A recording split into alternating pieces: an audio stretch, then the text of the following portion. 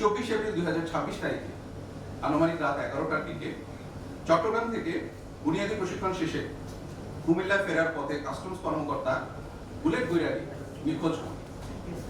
নিখোঁজের 12 ঘন্টা পর 25 এপ্রিল সকাল 8:45টার দিকে ঢাকা চট্টগ্রাম মহাসড়কের কোটবাড়ি এলাকার একটি হোটেলের পাশের ফুটপাথ থেকে ময়নামতি হাইওয়ে থানা পুলিশ তার মরদেহ উদ্ধার করে। তার মুখমণ্ডল সহ শরীরের বিভিন্ন স্থানে আঘাতের চিহ্ন পরিলক্ষিত হয়।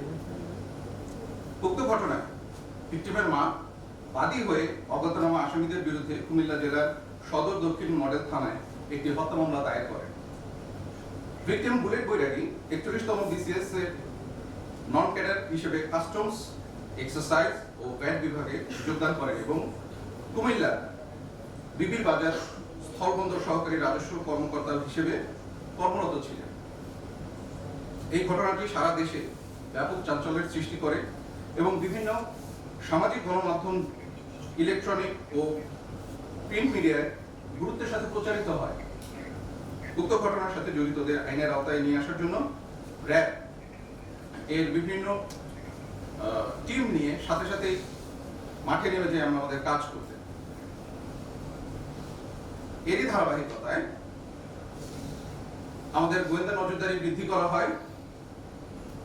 সেসব তাদের মাধ্যমে আমরা তথ্য প্রযুক্তির সহায়তায় এবং আরো কিছু প্রাপ্ত গোপন সংবাদের ভিত্তিতে গত 26 এপ্রিল 2026 তারিখে র্যাব 11-র একটি আভিযানী দল কুমিল্লা জেলার বিভিন্ন এলাকায় অভিযান পরিচালনা করে এবং অভিযান পরিচালনা করার মাধ্যমে উক্ত হত্যাকাণ্ডের সাথে জড়িত অভিযুক্ত মোহাম্মদ সোহাগ, ইসমাইল হোসেন জনি, ইমরান হোসেন হৃদয়, রাহাত হোসেন জুয়েল এবং মোহাম্মদ সুজনকে কুমিল্লা হতে গ্রেফতার করা হয় এবং এই হত্যাকাণ্ডের সাথে সংশ্লিষ্ট একটি সিএনজি, চাপাতি, সুইচ গিয়ার,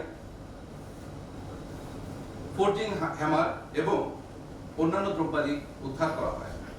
প্রাথমিক জিজ্ঞাসাবাদে জানা যায় যে গ্রেফতারকৃতরা একটি সংঘবদ্ধ অপরাধ চক্রের সক্রিয় সদস্য। অভিযুক্তরা কুমিল্লা শহরের দূর দূরান্ত থেকে আগত যাত্রীদের রাতের বেলা টার্গেট করে তাদের সিএনজি বা অটোতে তুলে ধারালো অস্ত্রের ভয় দেখিয়ে এবং আঘাত করে ছিনতাই, ডাকাতি সহ বিভিন্ন ধরনের অপরাধ সংগঠন করে আসছিল। ঘটনাটি অর্থাৎ 25 এপ্রিল 2026 তারিখে রাতে গ্রেফতারকৃতরা সিএনজি নিয়ে কুমিল্লা জেলার জাগরঝুলি বিশ্ব রোড এলাকায় ছিনতাইয়ের উদ্দেশ্যে অবস্থান করছিল।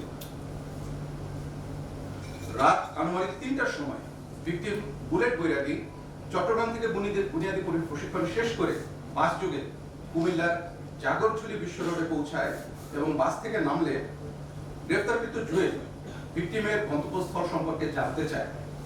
তখন ভিকটিম জাঙ্গালিয়া যাওয়ার কথা বললে সিএনজির পেছনে যাত্রী ছদ্মবেশে থাকা গ্রেফতারকৃত সোহাগ ও হৃদয় ভিকটিমকে তাদের পাশে বসতে বলে। সিএনজিটি জাগরঝুলি হতে জাঙ্গালিয়ার উদ্দেশ্যে রওনা দেওয়ার পর গ্রেফতারকৃত সোহাগ ও হৃদয় মিলে ধারালো অস্ত্র দিয়ে ভিকটিমকে আঘাত করে ও ভয়ভীতি প্রদর্শন করতে থাকে। এ সময় গ্রেফতারকৃতদের সহিত ভিকটিমের ধস্তাধস্তিও হয়। ধস্তাধস্তির এক পর্যায়ে অপর অভিযুক্ত জনি চাকু বের করে ভিকটিমকে ভয় দেখায়, মারধর করে এবং ভিকটিমের সাথে থাকা নগদ টাকা, মোবাইল ও অন্যান্য মালামাল জোরপূর্বক ছিনিয়ে নেয়। অতঃপর সিএনজিটি কোটবাড়ি বিশ্ব রোড অতিক্রম করলে অভিযুক্তগণ ভিকটিমকে ধাক্কা দিয়ে চলন্ত সিএনজি থেকে ফেলে দিয়ে দ্রুত ঘটনাস্থল থেকে পালিয়ে যায়। গ্রেফতারকৃতদের আঘাত ও ধাক্কা দিয়ে ফেলে দেওয়ার ফলে মাথার পেছনে প্রচন্ড আঘাত পেয়ে ভিকটিম ঘটনাস্থলে মৃত্যুবরণ করে।